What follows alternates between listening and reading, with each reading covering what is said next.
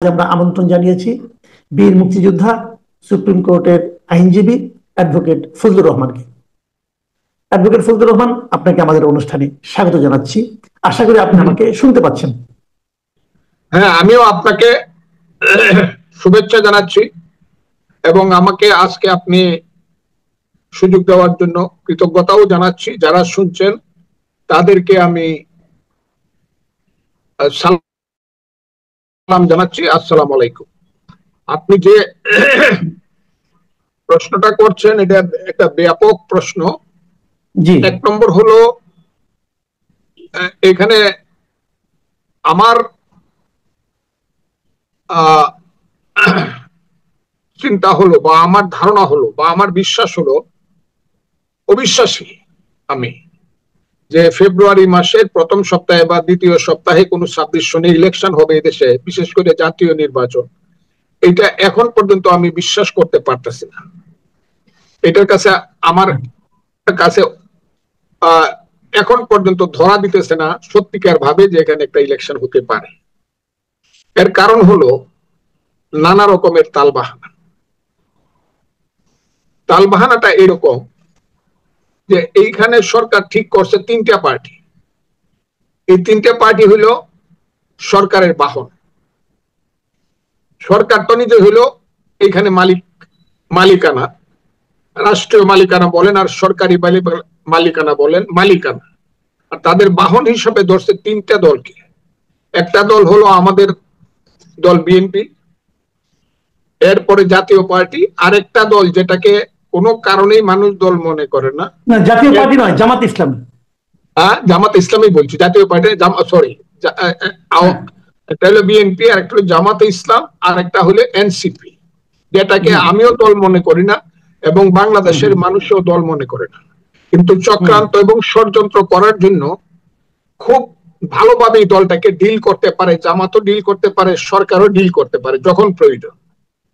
এই তোমরা তাড়াতাড়ি একটা মিছিল করো, রোদের সময় তোমাদেরকে বরফ দিয়ে পানি খাওয়ামু, কোকা কোলা খাওয়ামু, আওয়ামী লীগকে ব্যান করামু, তোমরা একটা 300 লোকের একটা মিছিল করো। তখন দেখা যাবে ছেলেদেরা নেমে গেছে। এটা হলো এরা আদেশে চলে, এরা হলো বাহন। আমি যে বলি এরা হলো অভিনেতা, এটা এখন কিন্তু প্রতিষ্ঠিত। এখন এই তিনটা দল ছাড়া আর কোন দল দেখতেছে না। কিন্তু এই তিনটা দলের মধ্যে মুক্তিযুদ্ধের সময় বিএনপি ছিল না, আর ছোট দল যেটা এনসিপি, এটা এখন পর্যন্ত রেজিস্ট্রেশন পাইছে কিনা বা মার্কা পাইছে কিনা এটারও কোনো ঠিকানা নাই। আর জামাতে ইসলাম মুক্তিযুদ্ধের সময় ছিল জামাতে ইসলাম পাকিস্তান নামে।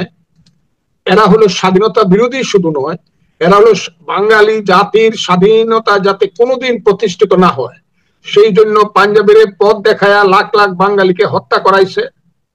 2 লক্ষ মা বোন, 2.5 লক্ষ মা বোনের ইজ্জত ধ্বংস করছে, বাড়িঘর পুরায় সরকার করছে, শত শত বুদ্ধিজীবীকে হত্যা করার নেতৃত্ব দিচ্ছে তাদের পূর্বসূরী নেতারা।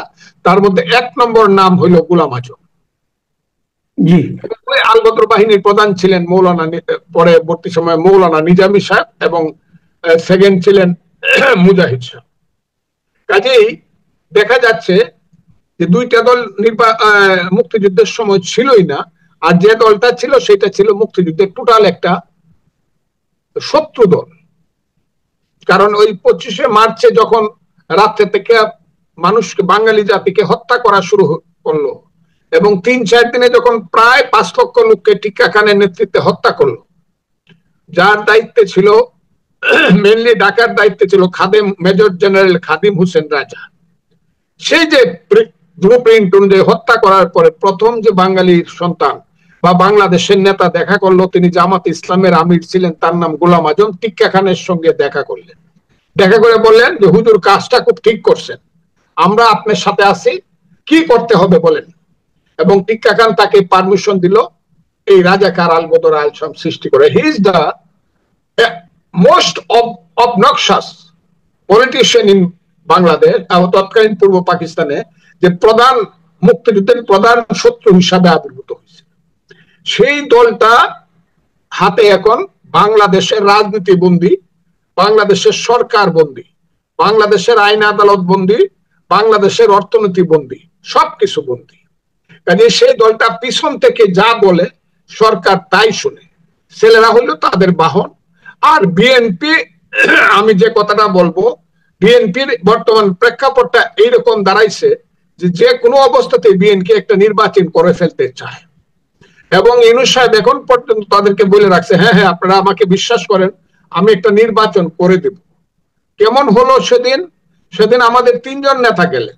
একজনের নাম মহাসচিব জনাব মির্জা ফখরুল ইসলাম আলমগীর, আরেকজন স্থায়ী কমিটির সদস্য হইল আমির খসরু মাহমুদ চৌধুরী, আরেকজন গেলেন জনাব সালাউদ্দিন আহমদ। তারা আমাদের নেতা এবং 3 জনের উপরে দলের আস্থা আছে।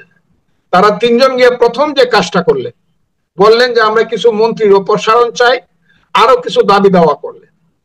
কি দাবি দেওয়া করলেন? যে প্রশাসনে যারা বসে আছে তাদের মধ্যে যারা আগের ফ্যাসিস্ট যারা দোসর আছে এবং বর্তমান একটি দলের কিছু লোকজন আছে, তাদেরকে সরাই একটা নিউট্রাল একটা গভর্নমেন্ট করতে হবে। এবং গভর্নমেন্টটা হতে হবে কিরকম?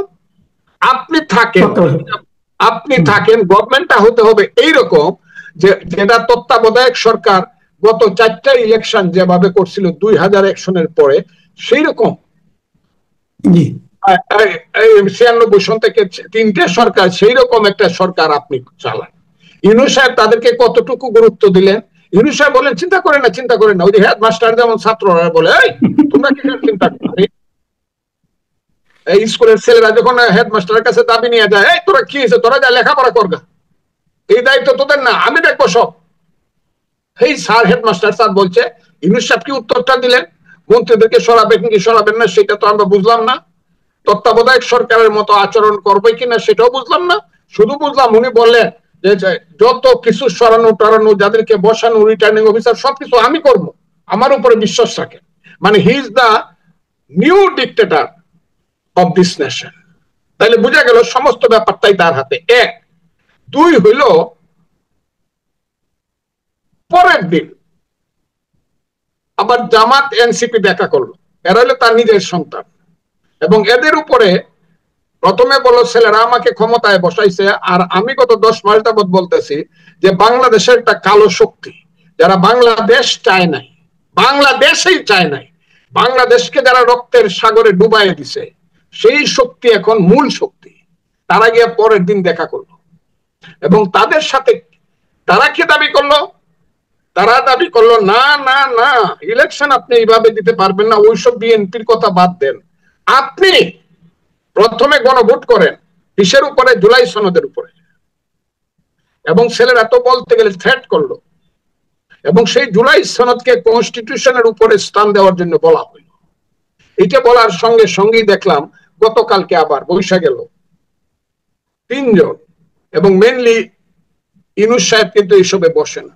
ইউনূস সাহেব এবং আইন উপদেষ্টা এবং আরেকজন কে যেন বসলো, বৈশা ওই যে ছেলেরা যে লাইনে বা জামাত যে লাইনে কথা বলছে সেই লাইনে কথা বলা শুরু করলো যে আমরা এখন সিদ্ধান্ত দিতে হবে, আগে আমরা গণভোট করব, আমাদের আরো কিছু সিদ্ধান্ত দিতে হবে, কে কে কিভাবে ভোট করতে হবে। আমি কিন্তু সব কথা বলবো না, কিভাবে কোন লোকটা ভোট করতে পারে, ভোট কিভাবে গোনা হবে, এই সমস্ত কাজটা কিন্তু নির্বাচন কমিশনের। ওই কাজের দায়িত্বটা তারা নিয়ে তারা সেকেন্ড ডিক্টেটরশিপের যে রোল, সেই রোলটা তারা আবার প্লে করতেছে। অর্থাৎ এই জুলাই সনদ, যে সনদটা একটা অবৈধ এবং ইলিগেল গভর্নমেন্ট, যেটা বর্তমান ইলিগেল গভর্নমেন্ট তারা সৃষ্টি করছে, বিএনপি যে কোনো কারণে দস্তখত করছে আমি জানি না, আমি ওই দিনও বলছি আজকেও বলি, এইটার জন্য কিন্তু ইতিহাসে বিএনপি কে জবাবদিহি করতে হতে পারে। আমি সেই কারণে বলছি যে এই যে দস্তখত গুলা করলো, প্রথমে তো একদম ডিক্লারেশন অফ ইন্ডিপেন্ডেন্স কে বাদিয়ে দিয়ে দিছিল, পরে শুনছি এটা নাকি কি একটু সংশোধন করছে। এবং এইসব করে করে এদের সাহস এত বেড়ে গেছে, এইসব রাজাকারের বাচ্চাদের সাহস এত বেড়ে গেছে যে তারা বলতে গেলে এখন স্বীকারই করে ফেলছে যে বাংলাদেশ নাই, আমরা সব চালাবো। এই অবস্থায় তারা একটা ইলেকশন হবে, এটা আমি কোনো কারণেই বিশ্বাস করি না। ইলেকশনের আগে যদি গণভোট হয়, সেই গণভোটের মাধ্যমে প্রমাণিত হবে যে এই সরকার নাই, এই সরকার থাকতে হলে জোর করে আছে এবং জোর করেই থাকতে হবে। কারণ গণভোট যদি একা একা দেয়, সেই ইলেকশনে আমি চ্যালেঞ্জ করলাম 5% মানুষ সেন্টারে যাবে না। আচ্ছা, আমি এখন অন্য প্রসঙ্গে আসি একটু। আমি করে ফেলি। নাইলে বলবো যে আপনি অন্য প্রসঙ্গে আসে। কাজে এই ইলেকশনটা সময় মতো না হওয়ার জন্য যত চক্রান্ত এই সরকার নিজেই করতেছে, আর তার যে সন্তানেরা তারা রাজি না, আর তার যে কালো শক্তি যারা তাকে টিকায় রাখছে তারাও ফেব্রুয়ারিতে ইলেকশন করতে রাজি না।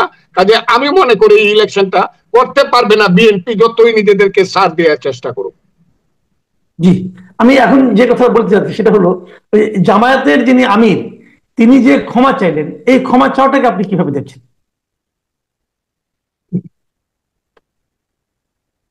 আমি আপনাকে বলবো এই হলো গ্রাম্য গ্রাম্য চিটারি টাউটারি বাটপাড়ি।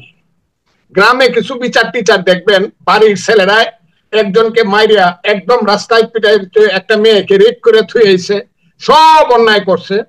করার পরে দেখা গেল ওই বাড়ির যে মুরব্বী বিচার শুরু হওয়ার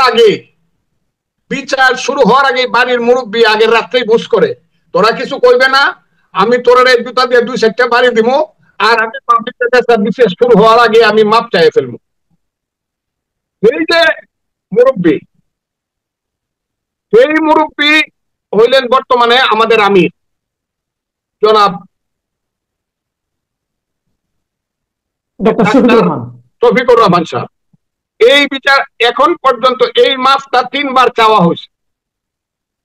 আমি একটা কথা খুব ক্লিয়ারলি বলি, যতদিন পর্যন্ত 71কে সঠিকভাবে স্বীকার না করবে, 71কে যতদিন পর্যন্ত তারা বলবে ভাইয়ে ভাইয়ে ঝগড়া, 71কে যতদিন পর্যন্ত বলবে এটা বিদেশিদের ষড়যন্ত্র ছিল, ততদিন পর্যন্ত তারা মাপ তো পাবেই না।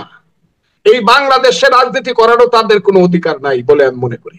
মাপ তো পরে, তারা প্রথমেই মাপ তো চাইতেই হবে, বলতে হবে বাংলাদেশে একটা যুদ্ধ হয়েছিল, সেই যুদ্ধে আমরা অপরাধ করছিলাম, এবং এমন অপরাধ করছিলাম যে আমরা গণহত্যার সঙ্গে যুক্ত ছিলাম, যে কারণে 16ই ডিসেম্বর যে পাকিস্তানি হানাদার বাহিনী 93,000 যারা সারেন্ডার করলো, সেই দলিলে লেখা ছিল শুধু পাকিস্তানি হানাদার বাহিনী না, তাদের সহযোগী আল বদর, রাজাকার, আল শামস, মুসলিম লীগ, পিডিপি, জামাত ইসলাম, তাদেরও বিচার হইতে হবে।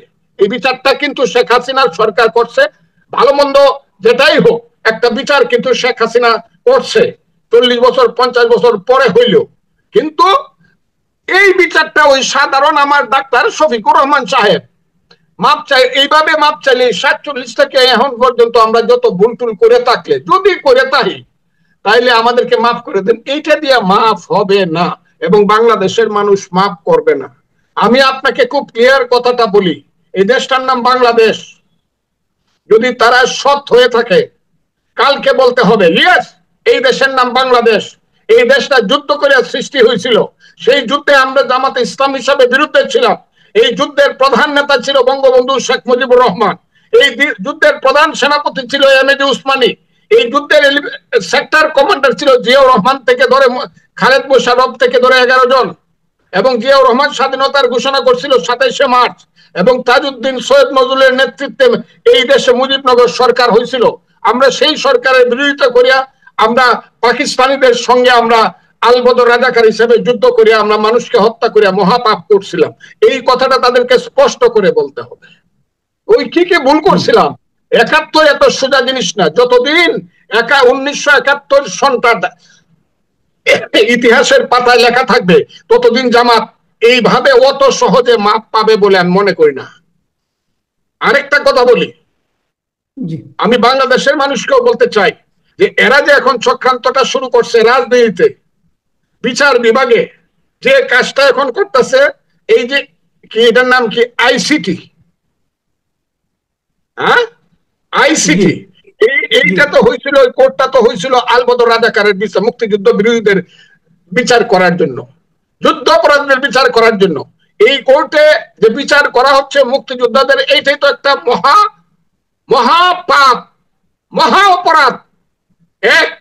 2 নম্বর হলো যেভাবে ওই যে আপনি এদের সবার ইতিহাস নেন, যারা এই কোর্টের যারা জজ, তাদের বেশিরভাগ হইল জামাত ইসলাম, যারা প্রসিকিউটর তারা হলো জামাত ইসলাম শিবির, যারা ওই ডিফেন্সের তারা হলো জামাত ইসলাম।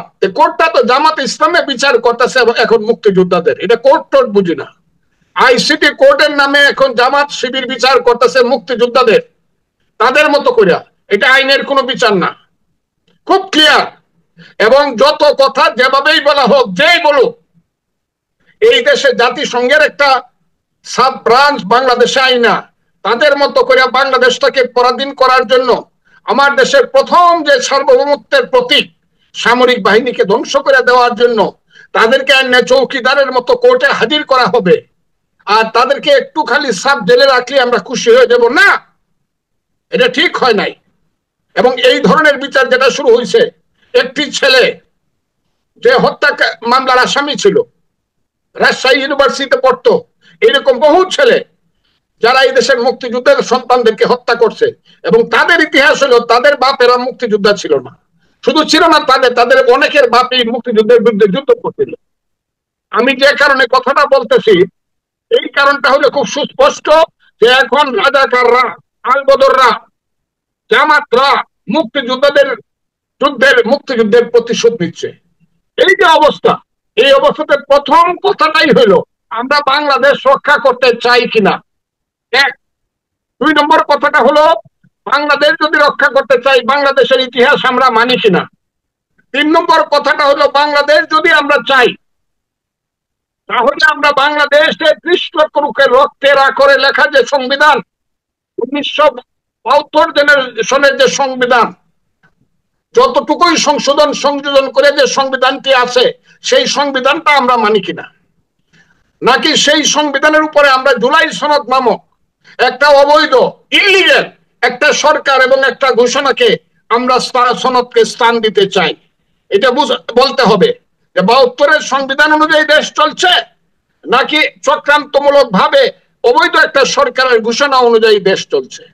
এটা খুব সামনাসামনি আইসা পড়তেছে ব্যাপারটা। আপনারা যারা মনে করতেছেন যে ইউনূস সাহেবের সরকার একটা ইলেকশন দিয়ে চলে যাবে এবং যারা মেজরিটি হয় তাদের হাতে ক্ষমতা দিয়ে তাদেরকে মন্ত্রী প্রধানমন্ত্রী করে সেলিউট দিয়ে কংগ্রেচুলেশন করে চলে যাবে, এটা বাংলাদেশের মানুষ বিশ্বাস করে না। বাংলাদেশের মানুষ বিশ্বাস করে তারা সময় নিতে এবং চক্রান্ত হচ্ছে, এবং সেই চক্রান্তেরই রেজাল্ট হলো এই যে প্রতিদিন নতুন নতুন আইন করতেছে। প্রতিদিন নির্বাচনের ব্যাপারে বলেন, অন্যান্য ব্যাপারে বলেন, নতুন নতুন আইন করতেছে, যে আইন করার কোন right, legal right, constitutional right তাদের নাই। তারা নির্বাচন কমিশনের সমস্ত ক্ষমতাটাকে তারা কুক্ষিগত করতেছে ইউনূস সাহেবের মাধ্যমে। কাজে এই ইলেকশন আর হবে এটা আমি মনে করি না। আর ইলেকশন হইলে এটা একটা ভাঙ্গা ইলেকশন হবে। জামাত এবং বিএনপির যে ইলেকশন হবে এইটা আর একটা 14 সন, 18 সন এবং 24 সনের মতো একটা ইলেকশন হবে, আর একটু কিছু ভালো হইতে পারে, কিন্তু একটা ফুল ইলেকশন হবে না। খুব ক্লিয়ার, মানুষ সেন্টারে আসবে না। কারণ যখনই জামাত আর বিএনপি যাবে তখন মানুষ মনে করবে এটা ভাইয়ে ভাইয়ে ইলেকশন। ওই যে কয় না ফ্রেন্ডলি ম্যাচ দেখার জন্য কিন্তু খুব বেশি মানুষ কিন্তু খেলতে, এমনকি ম্যারাডোনা আসলেও ফ্রেন্ডলি ম্যাচ দেখার জন্য খুব বেশি মানুষ কিন্তু স্টেডিয়ামে উপস্থিত হয় না। এটা ফ্রেন্ডলি ম্যাচ হবে। অনেক ধন্যবাদ জনাব অ্যাডভোকেট ফজলুর রহমান, আপনাকে। আপনি আপনার ব্যস্ত সময়ের মধ্যে আমাদেরকে সময় দিয়েছেন। আমি আরেকটা কথা বলবো, আরেকটা কথা আমার বলার আছে। কি বলেন? আমি খুব বলতে চাই যে মুক্তিযুদ্ধকে রক্ষা করতে হবে। বাঙালি জাতি কিন্তু থাকবে, বাঙালি জাতির সংখ্যা কিন্তু এই দেশে বাঙালি জাতির কোন রাষ্ট্র ছিল না। আমরা যুদ্ধ করে একটা রাষ্ট্র করছি, যেমন ইহুদিদের কোন রাষ্ট্র ছিল না, ইহুদিরা একটা রাষ্ট্র করছে চক্রান্ত করে হোক যেভাবে, কিন্তু আমরা কিন্তু যুদ্ধ করে করছি।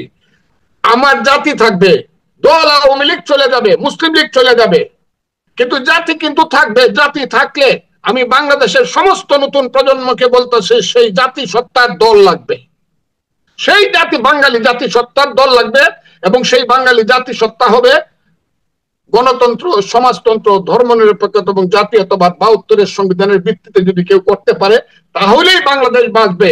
তা না হলে যে চক্রান্ত, সাম্প্রদায়িক শক্তি, মুক্তিযুদ্ধ বিরোধী শক্তি এবং হিজবুত তাহরির যারা এই দেশকে আফগানিস্তান বানাতে চায়, এই ধরনের মধ্যযুগীয় বর্বর শক্তি দেশকে ধ্বংস করতে চাচ্ছে।